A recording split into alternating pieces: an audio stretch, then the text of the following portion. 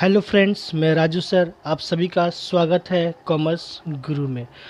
आज हम लोग देखेंगे डेट ऑफ पार्टनरशिप में प्रॉफिट का कैलकुलेशन किस प्रकार किया जाता है और इसे कितने मेथड्स है, और हम लोग देखेंगे जो भी मेथड्स है उस पे कुछ questions.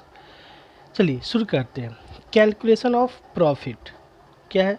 If the death of a partner occurs on any day during the year, the executor of the deceased partners will be also be entitled to the share of profit earned by the firm from the beginning of the year till the date of his death।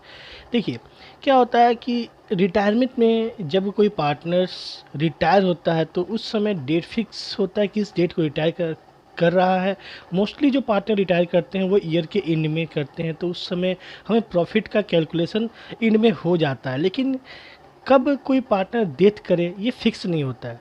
Suppose कीजिए कोई partner 2 महीने के बाद ही death हो गया। 2 महीने के बाद मतलब कोई फाइनेंशियल ईयर कंप्लीट हुआ हो और उसके 2 मंथ के बाद उनका डेथ हो जाता है, तो हमें क्या होता है वो 2 महीने का प्रॉफिट हमें उस डिजीज पार्टनर्स को देना होता है।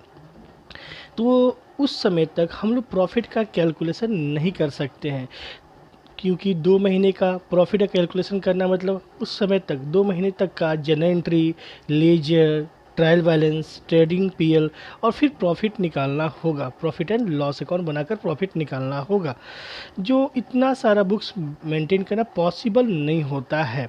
तो उस समय पार्टनरशिप फॉर्म करती क्या है कि पिछले साल के जो प्रॉफिट आए हुए हों या पिछले 2-3 साल के प्रॉफिट के बेस पे या फिर सेल के बेस पे हम लोग कैलकुलेशन करते हैं प्रॉफिट का, और जो भी प्रॉफिट होता है उसे हम लोग एग्जीक्यूटर अकाउंट को पे करते हैं। चलिए देखते हैं कि किस किस मेथड से हम लोग सॉल्व कर सकते हैं।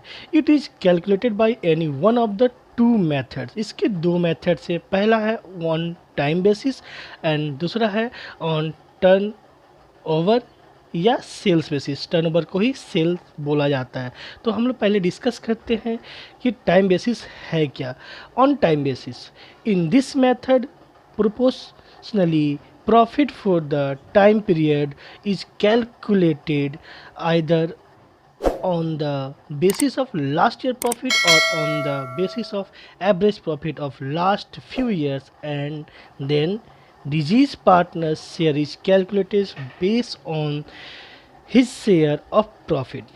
हम लोग टाइम बेसिस में क्या करते हैं, पिछले साल के प्रॉफिट पे या फिर पिछले 2-3 साल का एवरेज निकाल कर हम लोग प्रॉफिट निकालते हैं।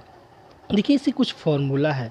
क्या फार्मूला है देखोगे, deceased partner sharing profit is equal to average profit लेंगे या फिर प्रीवियस ईयर का प्रॉफिट, उसे इनटू करेंगे time till the date of death और उसे डिवाइड कर देंगे 12 मंथ से या फिर 365 डेज से, इनटू डिजीज पार्टनर शेयर, जो पार्टनर का डेथ हो गया उस पार्टनर का शेयर से।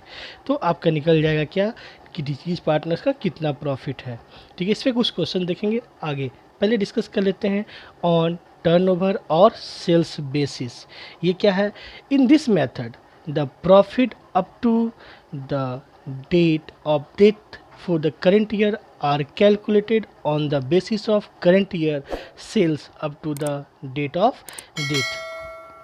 देखिए इसमें क्या है, सेल्स के बेसिस पे हमने क्या क्या करना है, जो भी प्रॉफिट जब वो पार्टनर डेथ कर रहा है उस समय का हमें सेल्स लेना है और पिछले साल के सेल्स के बेस पे हमें प्रॉफिट निकालना होता है। इसके भी कुछ फार्मूला है, देखोगे deceased partner sharing profit is equal to previous year profit, मतलब लास्ट ईयर का प्रॉफिट लेंगे, डिवाइड करेंगे प्रीवियस ईयर सेल्स या टर्नओवर को और उससे इनटू कर लेंगे turnover till date of death. जब तक वो पार्टनर का डेथ हुआ है उतने दिनों तक जो भी सेल हुआ है, जो भी टर्नओवर हुआ है उसे लेंगे और उसे इनटू कर लेंगे डिजीज पार्टनर शेयर, जो पार्टनर्स का डेथ हुआ है उसका शेयर। आइए तो सबसे पहले हम लोग देखते हैं ऑन टाइम बेसिस पे प्रीवियस ईयर के प्रॉफिट के बेस पे किस प्रकार हम लोग प्रॉफिट निकालेंगे डिजीज पार्टनर्स का। देखिएगा क्वेश्चन है X Y and Z where partners in the ratio of 2:2:1। X Y Z तीन पार्टनर है और इनका प्रॉफिट शेयरिंग रेशियो है 2:2:1। Y dies on 31 March 2020। Y का डेथ हो जाता है 31 मार्च 2020 को। The profit for the year ending 31 December 2019 was 28,000। देखिए ये कैलेंडर ईयर है क्योंकि 31 दिसंबर दिया हुआ है और जो पार्टनर वाई है इनका डेथ हो रहा 31 मार्च, मतलब 3 महीने के बाद। जब दिसंबर था, दिसंबर में इन्होंने अकाउंटिंग किया होगा, उसके बाद 3 महीने जैसे कंप्लीट होता है 31 मार्च को ये वाई का डेथ हो जाता है। तो हमें 3 मंथ का प्रॉफिट निकालना है। Calculate Y share of profit on the basis of previous year. चलिए सॉल्व करते हैं। सबसे पहले हम लोग लेंगे प्रीवियस ईयर का प्रॉफिट जो है 28,000 और क्या दिया हुआ है time till date of death. जब तक उनका देहांत होता है तब तक 3 महीना गुजर चुका होता है वो फाइनेंशियल ईयर का। और शेयर जो है वाई का है वो 2/5 है। हम लोग फार्मूला यूज करेंगे डिजीज पार्टनर्स का प्रॉफिट के लिए। वाई डेथ करता है इसलिए Y share of profit equal to previous year का प्रॉफिट लेंगे, उससे इनटू करेंगे time till date of death और डिवाइड करेंगे 12 मंथ से, इनटू कर लेंगे हम लोग share of profit of Y का।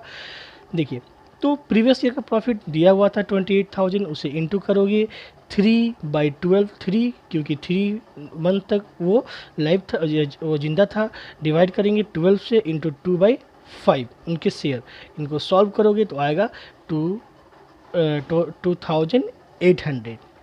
ये था अगर प्रीवियस ईयर का प्रॉफिट के बेस पे बनाना है तो।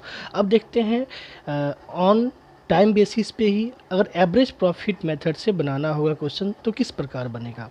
देखिएगा question X Y and Z where partners in a firm. Z died on 28 February 2020। His share of profit from the closure of the last accounting year till the date of death was to be calculated on the basis of average of 3 completed year. Before death, profit for the year 2017, 18, 19 were 15,000, 20,000 and 19,000 respectively। देखिए x Y Z तीन partners है लेकिन profit का बात किस तरह वो distribute करेंगे वो रेशियो नहीं दिया है। जब प्रॉफिट शेयरिंग नहीं देता है तो हम लोग एज्यूम करते हैं कि इक्वल प्रॉफिट बढ़ता होगा, मतलब 1/3, 1/3, 1/3। और ये पार्टनर जिनका देहांत हो रहा है जेड, ये केवल 2 महीने तक ही जिंदा रहे हैं फाइनेंशियल ईयर कंप्लीट होने के बाद, ठीक है। और 3 साल का प्रॉफिट दिया है जो है 15,000, 20,000 एंड 19,000।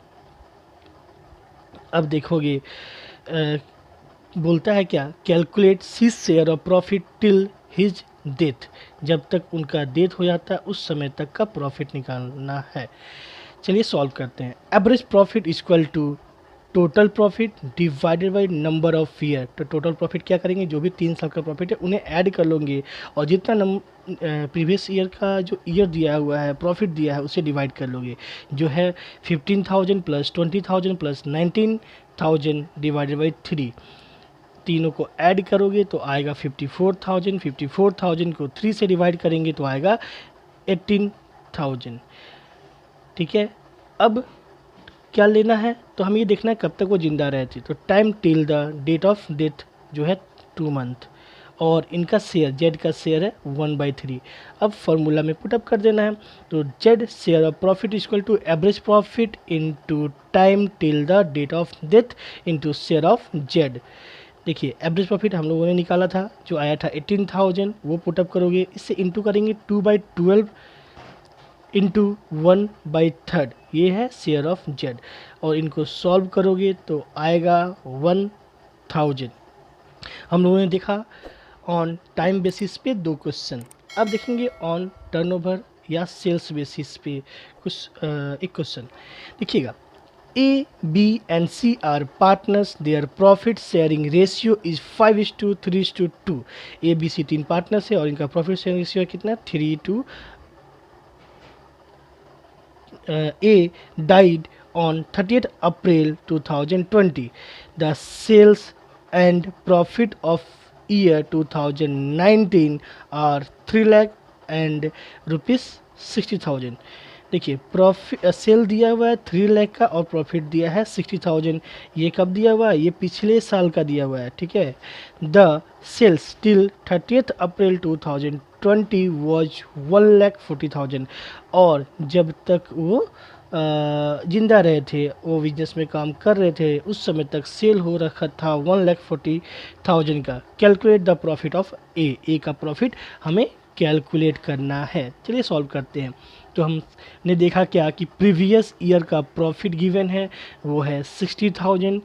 प्रीवियस ईयर का सेल गिवन है 3 लाख और sales till the date of death, जब तक उनका डेथ हुआ वो 1,40,000 का सेल हो चुका था.